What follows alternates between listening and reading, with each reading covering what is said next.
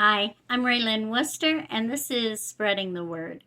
That's Word with capital W, as in the written word, the Bible, and the Word made flesh, Jesus Christ. I'm about to share with you article number 4 of the bigger picture. Remember that the bigger picture is a story of how we got to where we are in this world, where it's headed, and what can be done about it. So this is part 4. Who's who?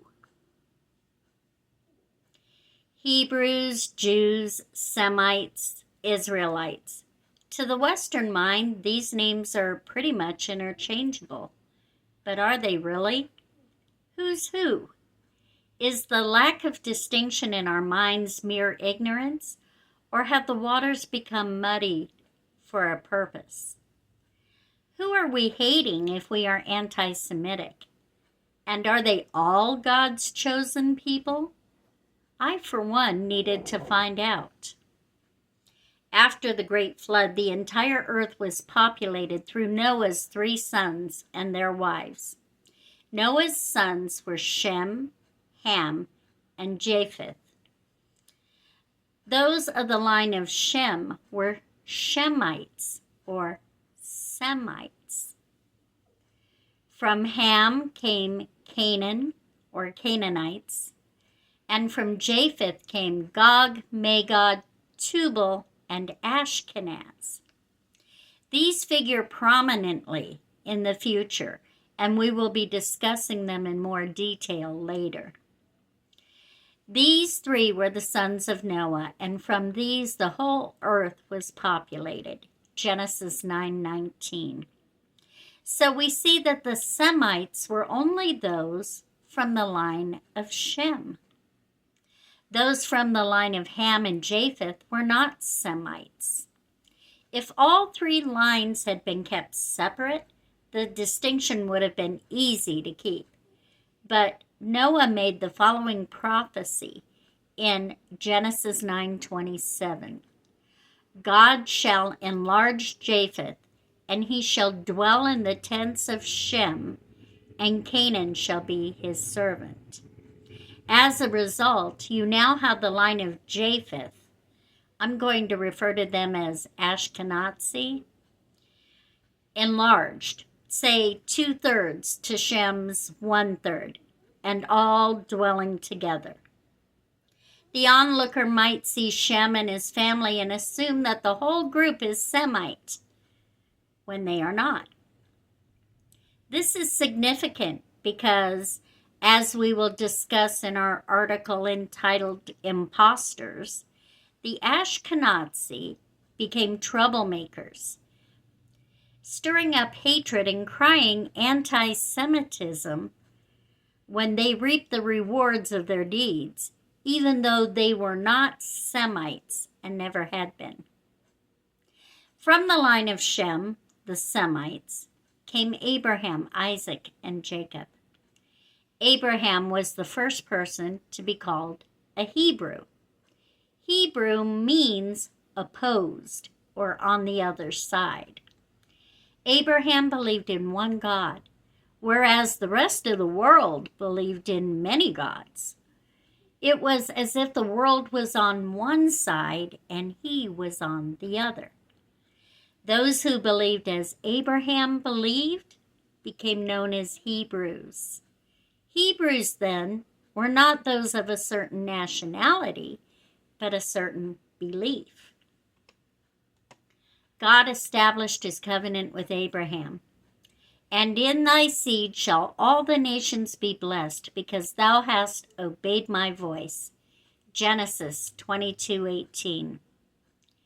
Abraham had 2 sons, Ishmael and Isaac. God promised to make Ishmael a great nation, Genesis 17:20. But my covenant will I establish with Isaac, Genesis 17:21. Ishmael became the father of the Arabic nations, and Isaac fathered Jacob, whose name would change to Israel, Genesis 35:10. Israelites, or the children of Israel, were the great nation God promised would spring from the seed of Abraham. They were Semites, and most of them were Hebrews.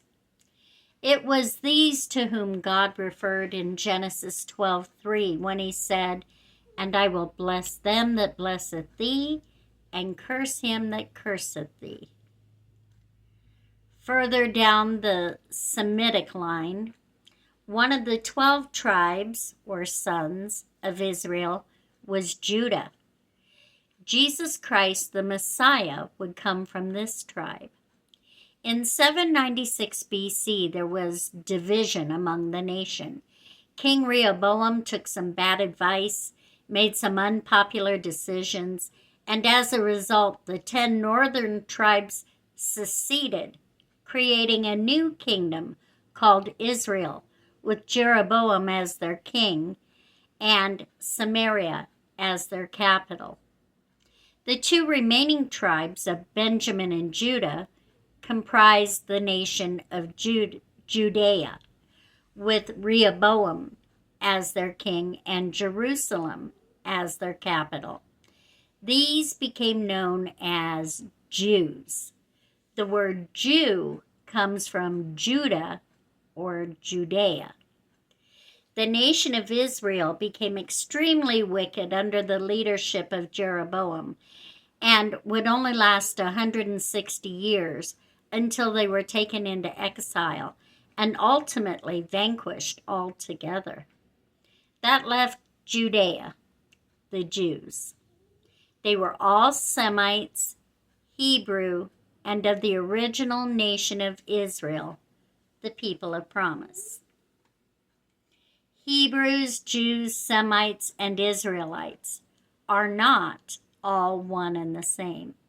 They have different origins, different purposes, and different roles to play throughout the history of the world. As we look at the bigger picture, it will be important to keep these names distinct in our minds. We will be looking at what anti-Semitism is, how it originated, and the part it plays in our world today. We will be looking at God's chosen people, who they are, why they were chosen, and how it relates to us in the here and now. Now we know who's who. Soon we will see what makes them significant. So this concludes Article 4 of the bigger picture. Stay tuned for Article 5. Thank you. Be sure to like and subscribe and share. God bless.